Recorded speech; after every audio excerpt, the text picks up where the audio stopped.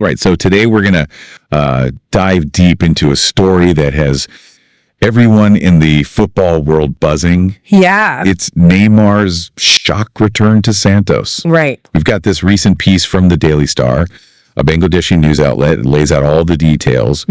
But honestly, it's the why that's really got me intrigued. Yeah, it was a head scratcher at first glance. You know, Neymar, one of the best players in the world, walks away from a contract in Saudi Arabia that was going to give him $104 million a year. I know. To go back to Santos. Yeah. The club where it all started for him. See, that's what I don't get. Yeah. This isn't some young guy trying to prove himself. You know, Right. We're talking about a 32-year-old who's already played for Barcelona, PSG. I mean, come on. Yeah. What would make someone at the peak of their career, someone who's tasted that level of success and money, make such a drastic move? Well, I think to unpack this, we've got to understand that this move is about more than just football. Okay. There's a personal element here. Yeah. You know, Santos isn't just any team for Neymar. Right. It's where it all began for him. It's his home, his footballing family. So you're thinking this is like a homecoming? Yeah. A chance to reconnect with his roots? I think that's part of it, yes. Okay. But there's also a strategic angle to consider. Okay. And this is where the 6-month contract gets really interesting. Yeah, I was going to ask about that. Yeah. For someone like Neymar, a 6-month deal is practically unheard of. Yeah. It's almost like a pit stop, you know? Yeah. Not a destination. Exactly. It suggests this move is part of a bigger plan. Okay. The Daily Star quoted Santos Vice President Fernando Bonavides, and he said they're hoping Neymar stays until next year's World Cup. Wow. That can't be a coincidence. No. Right. So you're thinking this is all about getting into top form for the World Cup? Yeah. Using Santos as like a springboard to lead Brazil to victory. It's certainly a strong possibility, but we've got to remember, before Santos, there was the Saudi chapter. Neymar's stint at Al Hilal was brief, but incredibly lucrative. But he only played a handful of games because of injuries. Right, the injuries. Yes. That cruciate ligament rupture back in 2023. Oh, yeah. That was a huge setback. Huge. A lot of people might not realize how devastating that kind of injury can be for a footballer. Right. We're talking about a year on the sidelines, grueling rehab, the risk of long-term complications. Yeah. I mean, it could derail a career. Absolutely. So maybe Santos represents a chance for Neymar to not only regain his fitness, but also rebuild his confidence, you know, to prove to himself and the world that he's still got it. It's like a phoenix rising from the ashes. Yeah. I can just imagine the narrative, you know, Yeah. the fallen star returning to his roots, battling back from injury and leading his nation to glory. It's a great story. The kind of story that writes itself. Yeah. But it wasn't just the fanfare, you know. Right. The article specifically mentioned that Neymar seemed genuinely contented during the event, almost like a weight had been lifted off his shoulders. Yeah. Do you think there's something to be said for finding peace and happiness off the pitch? Yeah. And how that might translate to success on it? I think that's a fascinating question. Yeah.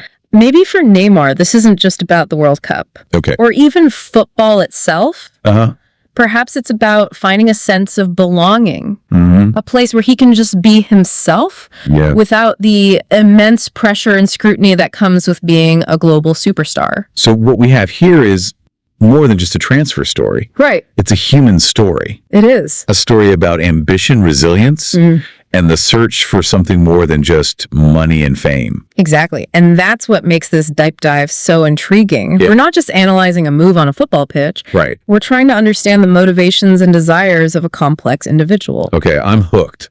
What other layers of this onion are we about to peel back? Well, let's dig into that. What's really fascinating is this clash of narratives, you know? On one hand, you have the traditional football powers. Right. Your Barcelonas, your Real Madrids. Right. And then you have these emerging leagues, like the Saudi Pro League. Yeah. They're flexing their financial muscle. Yeah. And they're changing the game. It's like a power shift. Right? Yeah. Suddenly, these clubs that were once considered peripheral are attracting some of the biggest names in the sport. Yeah. Ronaldo, Benzema now, Neymar. Right. They're all choosing to play in Saudi Arabia. Yeah. And let's be honest, the money is a huge factor. Absolutely. The financial incentives are undeniable, but I think it's a bit more nuanced than just chasing a bigger paycheck. All right. These players are also looking for new challenges, new experiences. And let's not forget the Saudi Pro League is investing heavily in infrastructure and development. Right. They're aiming to become a major force in global football, and signing players like Neymar is a key part of that strategy. So it's almost like a calculated risk for these players, right? Yeah. They're betting on the potential of a league that's still in its growth phase. That's a great way to put it. And for someone like Neymar, who has already achieved so much in European football, Right. maybe this represents a new frontier, a chance to leave his mark on a league that's on the rise. And to be fair, he did have that brief stint at Al Hilal. He did. Granted, it was cut short by injuries. Yeah. But I'm curious, what do you think it was like for him to play in that environment? Oh, yeah. The culture, the style of play, the level of competition. Yeah. It must have been a significant adjustment. I'm sure it was a unique experience. The Saudi Pro League has its own distinct style of play, Okay. and the level of competition is rapidly improving. It's not the same as playing in La Liga or the Premier League, Right. but it's becoming increasingly competitive. Okay. But let's talk about Neymar's mindset. Sure. We've touched on the World Cup aspirations, Mm-hmm. the desire for a fresh start. Mm-hmm. But there's something about his demeanor since returning to Santos that strikes me. Okay. That contented look the Daily Star described Right. just seems different. I think you're onto something. Yeah. Maybe this move is about more than just professional ambition. Okay. Perhaps it's about personal fulfillment, about finding a sense of peace and happiness that transcends football itself. That's an interesting thought.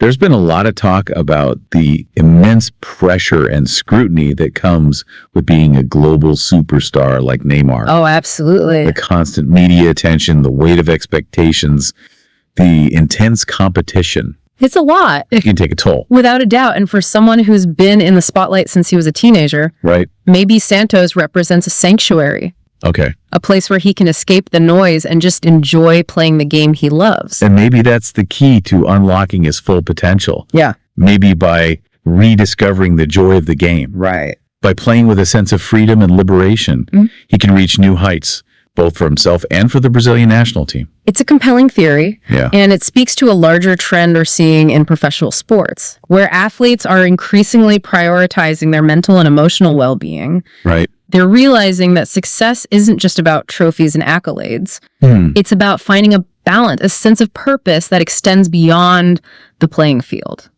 So maybe Neymar's return to Santos is a sign of the times. Yeah.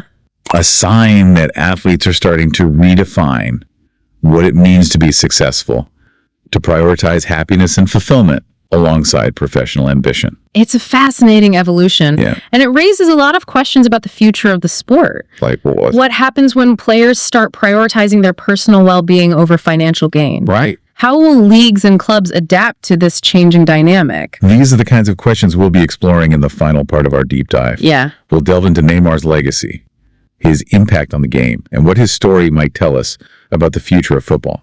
It's funny. We often talk about athletes leaving a legacy, right? Yeah. But it's usually in terms of championships or records broken. But what if legacy is more than just stats? Okay. What if it's about changing the way we think about the game?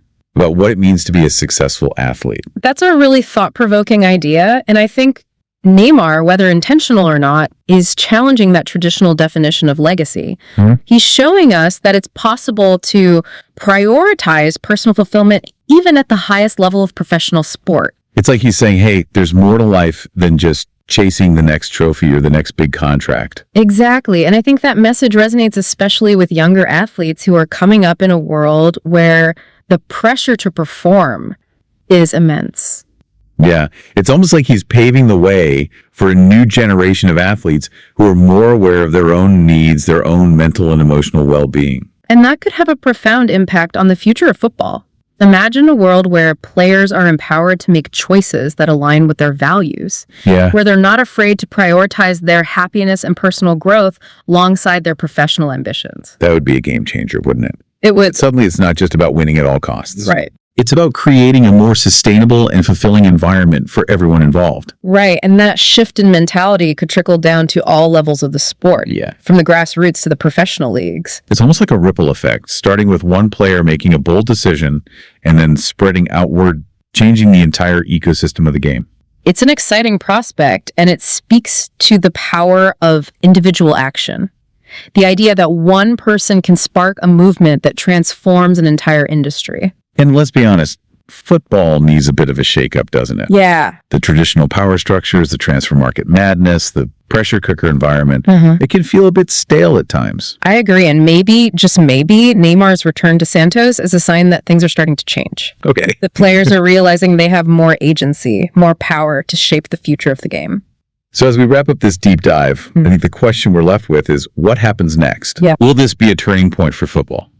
Will we see more players following Neymar's lead, prioritizing their well-being and challenging the status quo?